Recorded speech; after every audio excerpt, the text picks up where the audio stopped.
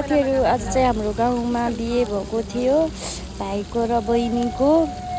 अनि त बिहे गर्दाखेरि सुरुको भिडियो हालौँ भने मसँग चाहिँ थिएन। मैले चाहिँ सुरुबाट भिडियो गर्न पाइनँ, बरमालाबाट मात्रै भिडियो गर्न पाएँ र मैले यहीँबाट स्टार्ट गरिदिएँ भिडियो बनाउन।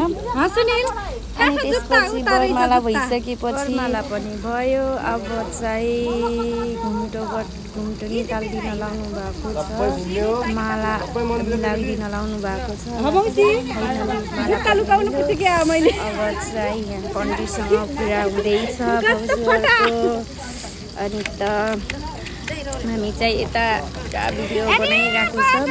अब उनीहरू चाहिँ अब यहाँबाट फेरो लिने भनेर चाहिँ अब मन्दिर वरिपरि त घुम्नै पर्यो, यज्ञ त बनाइएन होइन। त मन्दिरमा बिहे हुन लागेको कारणले यज्ञ चाहिँ केही बनाएन। अनि त अब फेरो चाहिँ मन्दिरको वरिपरि घुम्नु रहेछ।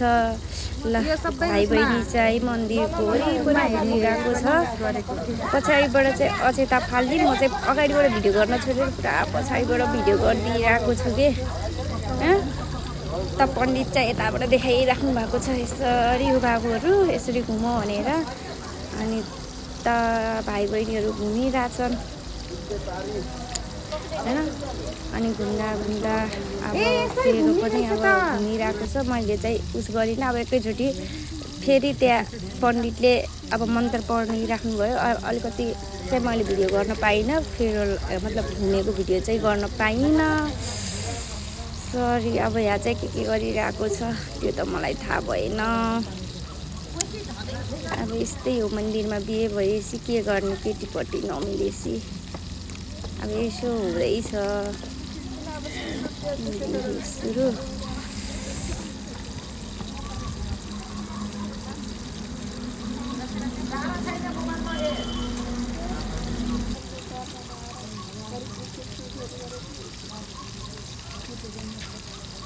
पण्डित भन्दा त पण्डितनी नै बढी हुनुहुन्छ के त्यो भाउजू। पण्डितलाई नै सिकाइदिइराख्नु भएको छ पुरा। अनि त यहाँ अब के गर्न लाग्यो हात जोडेर होइन। अब पैसा निकाल्न लगाएको क्या भाइले हो रहेछ। 5 रुपिस निस्किएछ।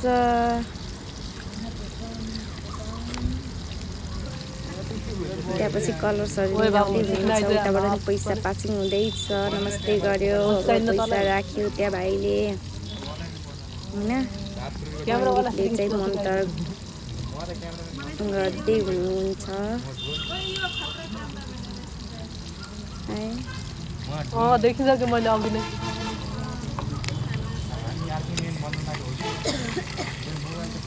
बिहेको लागि स्पेसल बन्न लागेको हो कि बिहेको लागि सुट गर्नु।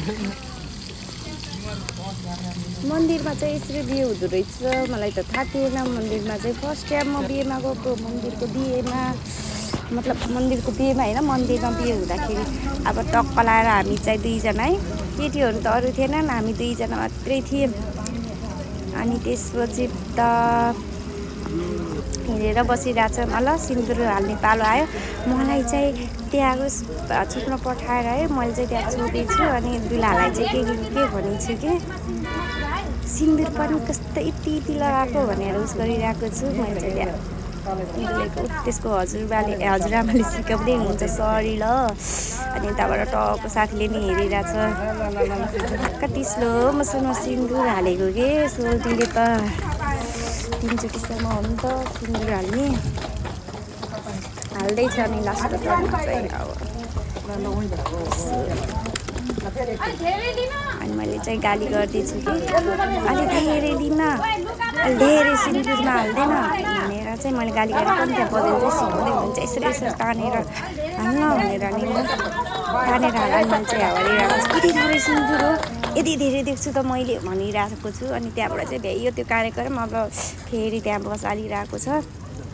अनि त्यसपछि दुलैले दुलालाई मतलब दुलाले दुलैलाई बोक्ने होइन।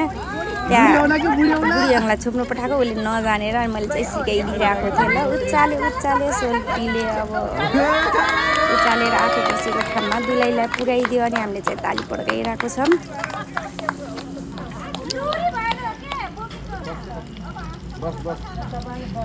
दुलालाई नि बस्न पठाउनु भयो पण्डित बाजेलले। दुला पनि बस्यो। त्यसपछि चुरा लगाइदिँदै छ है। चुराको कार्यक्रम मैले चाहिँ धेरै भिडियो चाहिँ गर्न पाइनँ ल। मोबाइलमा चार्जको कमीले गर्दा म धेरै भिडियो गर्न पाइनँ। त्यही भएर टुक्क टुक्क छ अलिअलि छ। अनि ल यो भाउजूले त हँसाएर ल त्यो बजै त डरलाग्नै खस्नु भयो के। दुलाइरिन चुडेर त पुरा दुला रोइदिइरहेको छ। कति हँसाउनु भएको के यो भाउजूले फेरि।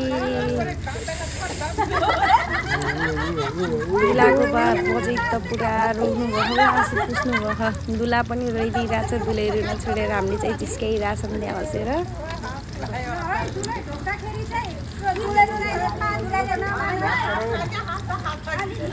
चुराको कार्यक्रम नै सबको।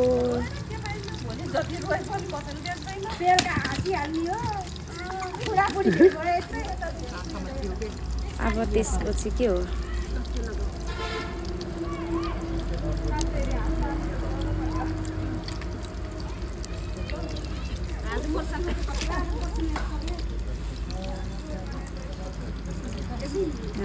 म चाहिँ यस्तै हेरिदिइरहेको छु पछाडि हात राखेर बुढी मान्छे जस्तै।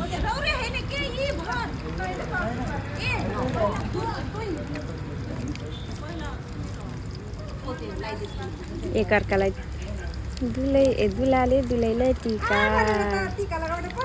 टिका पछि अब माला हुन्छ होला। म चाहिँ मक्कै छु गोबी म मक्कै।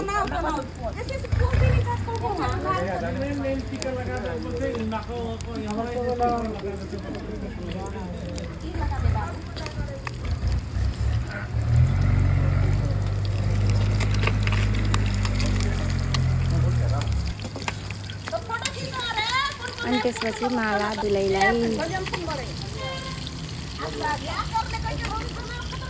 भाउजूले चाहिँ देवरको पुरा रङ लगाएको थियो टप फटाइदिनु भयो। त्यसपछि आफूले खाएर दुलैलाई खुवाइदिँदैछ जुठो।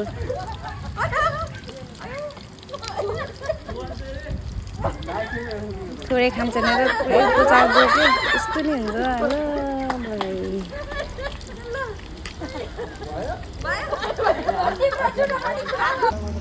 अब हामी चाहिँ फोटोसुट गर्दैछौँ ल। त्यसपछि हामी चाहिँ लाग्यो घरतिर। म चाहिँ कलर्स बुकिङ गरेको ल। नाइटमा चाहिँ डान्स हुँदैछ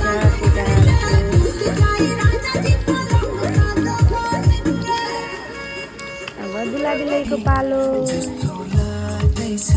आजलाई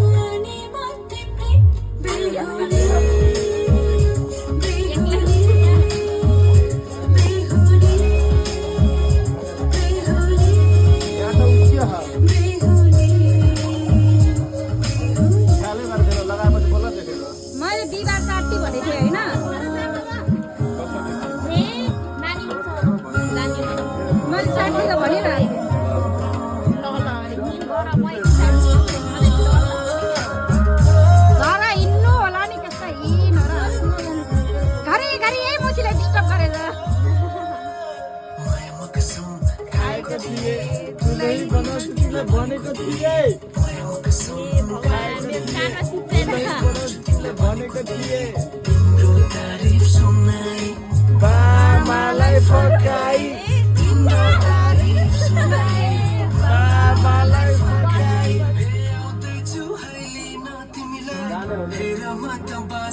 ए